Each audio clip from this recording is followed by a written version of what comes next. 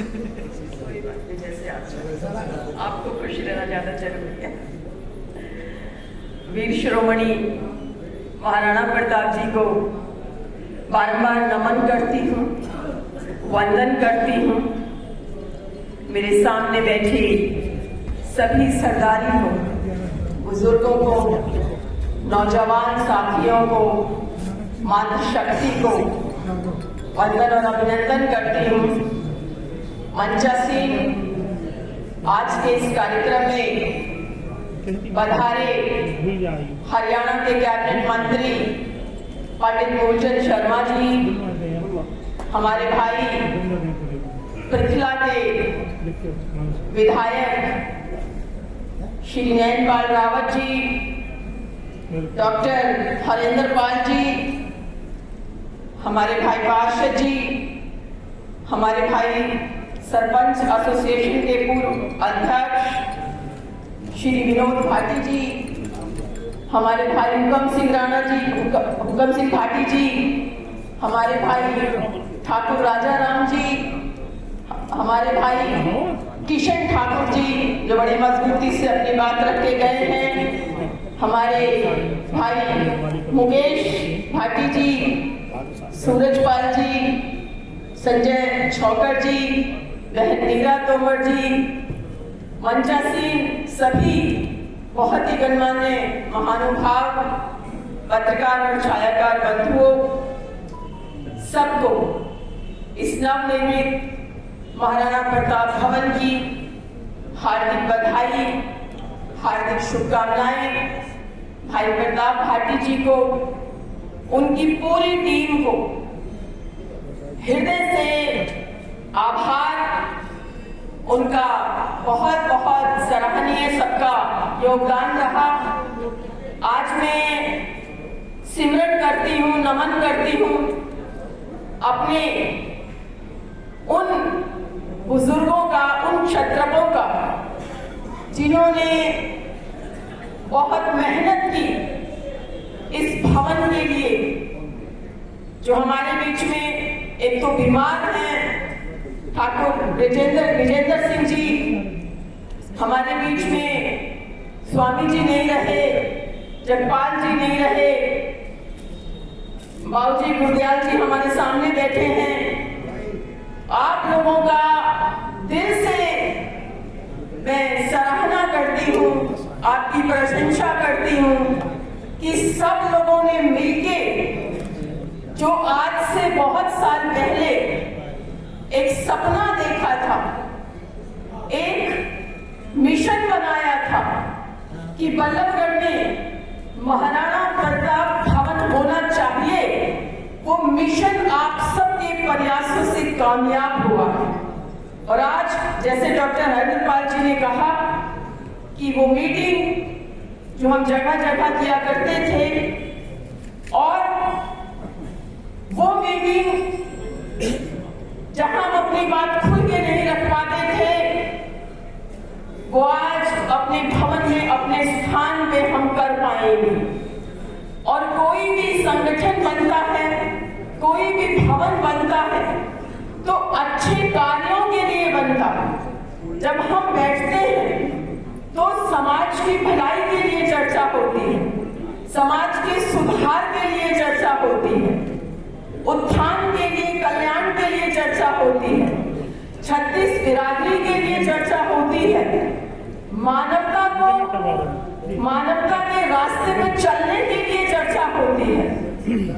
तो आज उस हर व्यक्ति का हम यहाँ सम्मान करते हैं, उस हर व्यक्ति के योगदान की, उसकी भूमिका की सराहना करते हैं, जिसने चाहे पैसा दिया, चाहे अपना समय दिया, अपने प्रयास किए, चाहे वो हमारे समाज के हैं, चाहे वो अन्य समाजों के हैं। तो आज इसके उद्घाटन समारोह में मैं अपनी तरफ से भी हर व्यक्ति का धन्यवाद करती हूँ। मंचासीन मंत्री जी, हमारे भाई विधायक जी और सभी नेताओं का, आप सबका हृदय की गहराइयों से अभिवादन करती हूँ। और मेरा प्रफुल्लित है। मैं स्वयं बहुत अंदर से एक हर्ष का अनुभव कर रही हूं कि हमने जब 2013-14 में जब ये निर्माण के लिए, भवन निर्माण के लिए जब जगह की तलाश कर रहे थे, तो सबकी आंखों में सुनहरे भविष्य के, हमारे बच्चों के सपने थे कि कल को हमारा भवन बनेगा तो हमारे बच्चे अपने समाज को जोड़ने के साथ साथ एक अच्छी शिक्षा भी पाएंगे, अच्छे संस्कार भी पाएंगे। कैसे उन्हें इस विश्व की प्रतिस्पर्धा में आगे जाना है, कैसे अपनी उपस्थिति दर्ज करवानी है, उसमें भी वो कामयाबी पाएंगे। वो सपना हम सब की आंखों में था। जब ये जमीन और अलॉट हुई तो इस बात की भी हमें खुशी हुई कि ये जमीन हमें शहर के बीचों बीच मिली, क्योंकि इसमें चारों तरफ के लोग यहाँ आ सकते हैं। और ये भी एक इत्तेफाकन बात हुई कि मंत्रिमंडल की अंतिम बैठक में, जब 2014 में कैबिनेट की, मंत्रिमंडल की अंतिम बैठक थी, उसमें ये जमीन पास हुई, अलॉट हुई। हालांकि बाद में कुछ लोगों ने कहा कि थोड़ी महंगी मिल गई, तो भाई मैं ये भी स्पष्ट करना चाहती हूँ आज, क्योंकि किसी के मन में कोई ये शिकायत को गिरा ना रह जाए। मंत्रिमंडल का हिस्सा मंत्री होते हैं और मुख्य संसदीय सचिव में थी, चीफ पार्लियामेंट्री सेक्रेटरी थी। हम लोग मंत्रिमंडल की बैठक का हिस्सा नहीं होते। हम अपने उसमें मुख्यमंत्री को एप्लीकेशन दे सकते हैं, मांग रख सकते हैं, जो मैंने रखी। और मांग के साथ साथ मैंने ये भी कहा कि हमें कलेक्टर रेट से जमीन दी जाए ताकि हमारा समाज उसकी कीमत अदा कर सके। उस वक्त एक नहीं, हरियाणा में अनेक संस्थाओं को जमीन मिली। उस मीटिंग में अनेक बिरादरियों को मीटिंग मिली, अलग जमीन मिली, अलग अलग जिलों में जमीन मिली। तो जो भी रेट निर्धारित हुआ उस रेट से सबको मिली। मैं बाद में मुख्यमंत्री जी से मिली भी कि इस जमीन का रेट कुछ कम करवा दें, लेकिन एक राजनीतिक मजबूरी थी कि मंत्रिमंडल की बैठक का फैसला मंत्रिमंडल की बैठक में ही बदला जा सकता है, उसको चेंज किया जा सकता है, रिव्यू किया जा सकता है। तो वो क्योंकि अंतिम बैठक थी चुनाव से पहले की, उसके बाद कोई मंत्रिमंडल की बैठक हुई ही नहीं और वो जमीन अलॉट हो गई। 20,000 रुपए गज हुई।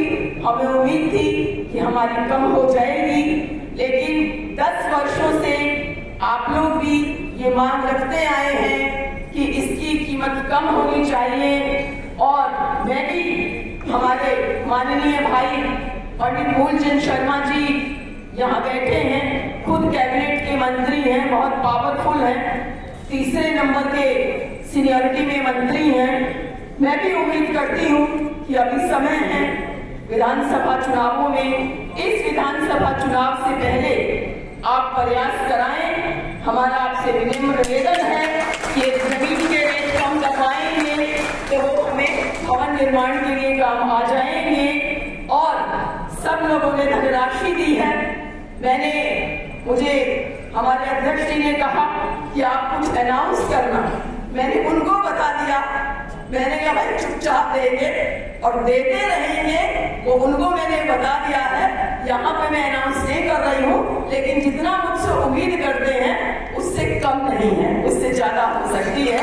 तो आगे पहली किस्त है, आगे और मिलती रहेगी। और आप सब लोगों का, अपनी बिरादरी के एक एक भाई का, बहन का, मंत्री जी का, हमारे विधायक जी का, अरे जो आपने बोल दिया ना, जो आपने बोल दिया, अब मैं क्या बताऊं, बस मैंने हो गई भाजपा से बात। हो गई। भाई मैं बहन जी से, छोटी बहन है, अनुरोध करता हूँ 11 लाख रुपए बहन जी की तरफ से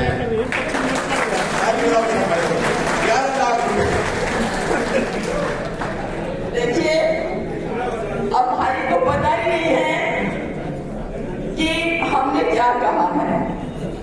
मैं आपकी बात को कभी टाल नहीं सकती, आप ये जानते हैं, लेकिन हो सकता है कि पहले ही मैं कुछ बोल चुकी हूँ और वो कम नहीं है उससे। लेकिन आप ये जानते हैं कि मैं भी एक